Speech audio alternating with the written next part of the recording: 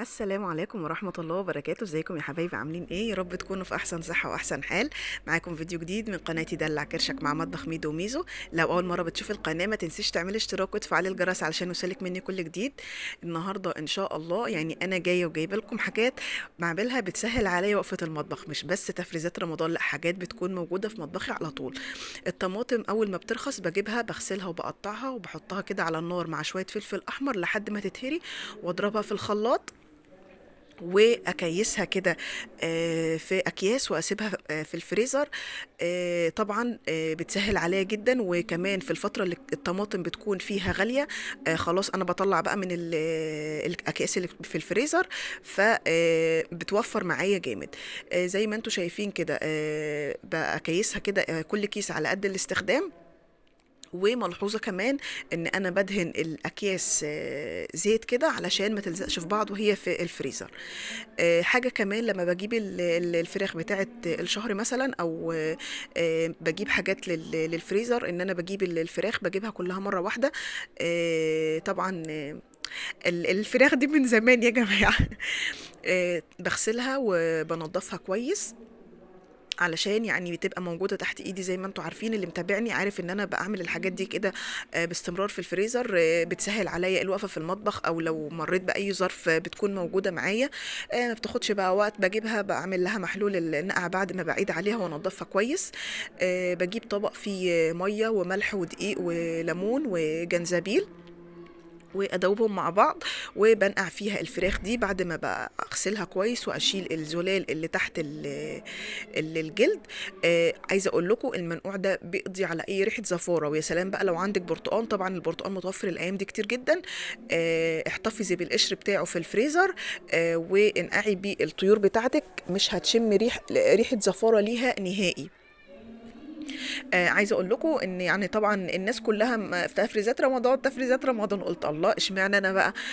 الحاجات دي كده كانت يعني كنت عاملاها من فتره وما كنتش نزلتها، فحبيت ان انا اعملها معاكم عل وعسى ان انا يعني حد يستفيد بيها ويدعي لي كده دعوه من القلب.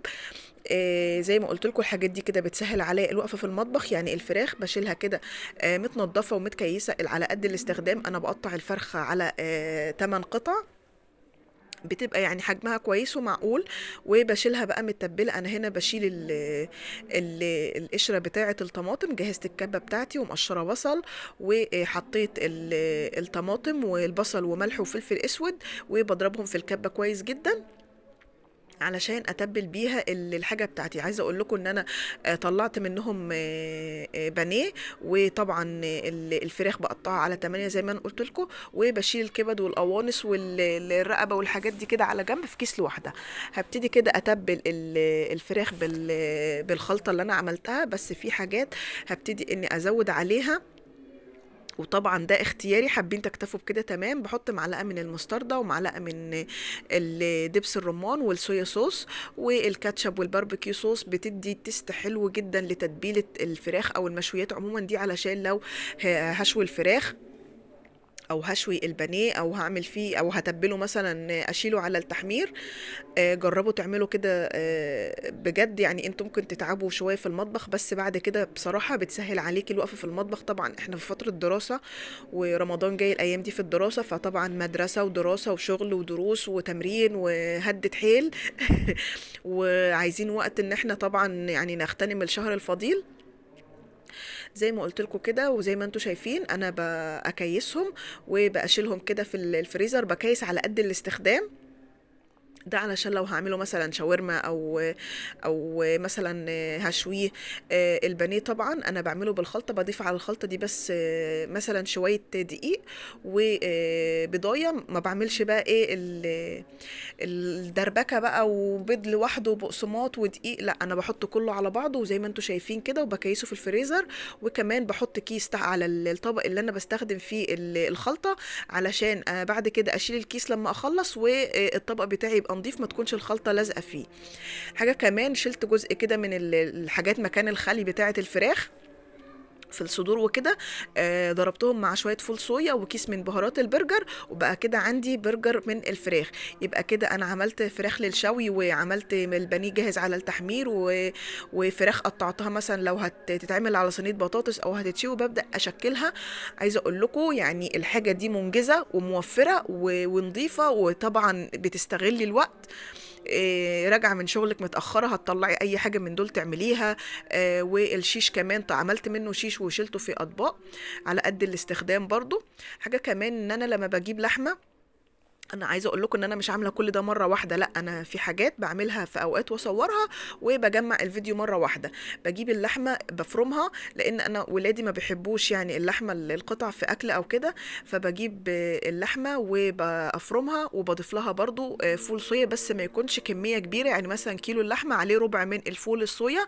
بنقعه شويه وبصفيه كويس جدا من الميه، وببتدي بقى اتبلهم مع بعض بملح وفلفل اسود وبهارات مرقه فوريه والسبع بهارات او ال11 بهار زي ما انتوا عايزينه. بعجنهم كويس جدا جدا جدا، وببتدي بقى اقسمهم.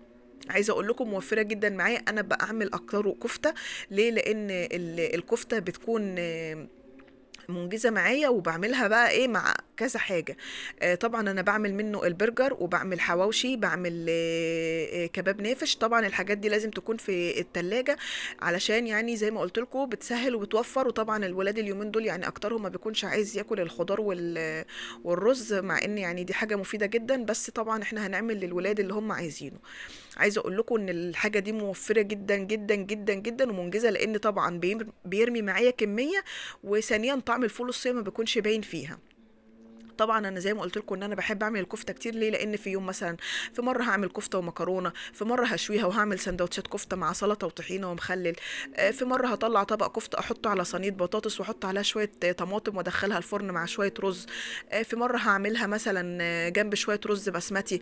يعني بدخلها في كذا حاجه. وطبعا بعملها بكورها كور صغيره، مثلا لو هعمل مثلا كفته داوود باشا، او هعملها بالمشروم والكريمه مع شويه رز. فيعني حلوه جدا.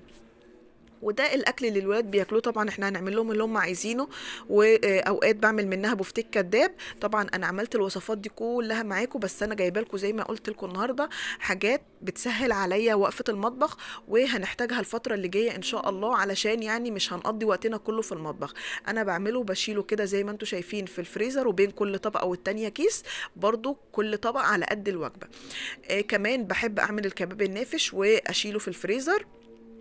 طبعا انا عملته معاكم قبل كده، واللي بيشتكي انه بيفك منه يحط عليه معلقتين دقيق كده زي ما انتم شايفين. طبعا انا خلصت اهو زي ما انتم شايفين.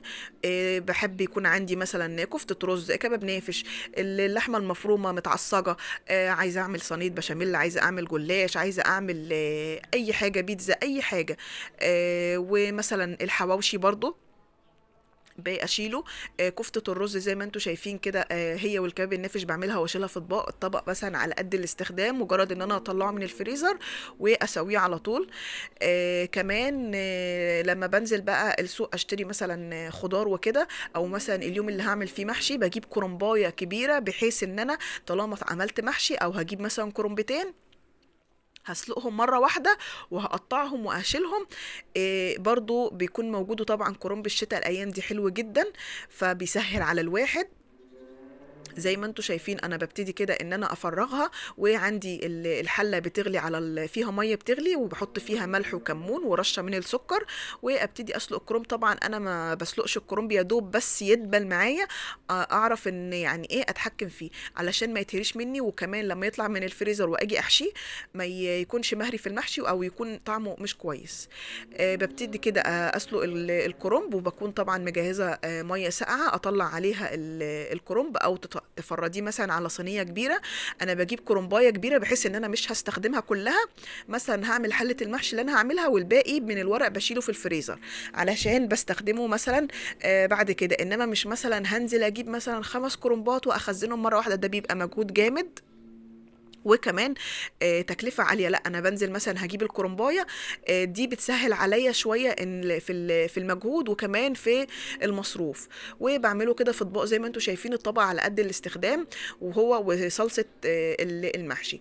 كمان لازم يكون عندي في الفريزر الفول المدمس. طبعا يعني كيس الفول من بره مش هنتكلم عامل ازاي. بنقع الفول وبسيبه يعني من 6 ل 8 ساعات، وبغسله كويس، وبعد كده بحطه على النار مع ربع فول مدشوش، بصلايه، فصين توم، طماطمايه، قرن فلفل، ليمونه، وبحط عليه الميه وبحطه على النار. اول ما بيبتدي يغلي بقى يعني بوطي عليه النار واسيبه بقى يعيش حياته كده. وكمان لما باجي ازوده بزوده ميه مغليه، واكيسه في اكياس زي ما انتم شايفين كده. ده صور للكرنب. وكمان زي ما قلت لكم بعمل الحواوشي، الطبق مثلا على قد الاستخدام. الخضار طول ما هو متوفر بجيبه واغسله وانضفه واشيله في اكياس كده في الفريزر. فاصوليا، بسله، قلقاس، سبانخ، طبعا خضار الشتاء مفيش احسن منه. بتمنى كده ان الفيديو يعجبكم واكون افدتكم باي حاجه. لو عجبكم الفيديو ما تنسونيش في اللايك والشير واشتراك القناه. اشوفكم في فيديو جديد واترككم في رعايه الله.